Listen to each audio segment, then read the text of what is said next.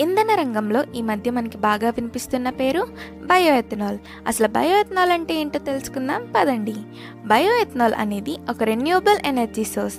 ఇది పెట్రోలియం ఫ్యూయల్స్కి ఆల్టర్నేట్గా యూజ్ చేస్తారు. ఇది మెయిన్గా ఫుడ్ ప్రాసెస్డ్ వేస్ట్తో అండ్ షుగర్ కేన్ లాంటి వాటితో తయారు చేస్తారు. దీన్ని తయారు చేసే ప్రాసెస్లో 2 ఇంపార్టెంట్ స్టెప్స్ ఉంటాయి.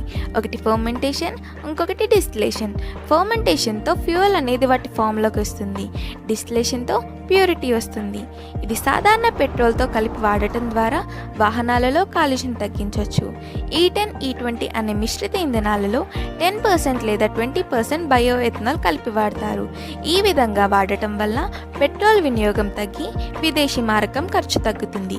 ఇది గాలి కాలుష్యాన్ని తగ్గిస్తుంది. ఇండియా వంటి దేశాలలో బయో ఎథనాల్ ఉత్పత్తిని ప్రోత్సహించడం ద్వారా రైతులకు అదనపు ఆదాయం వనరులు కలిగించవచ్చు. రైతుల కోసం మీరేమనుకుంటున్నారో కామెంట్ చేయండి.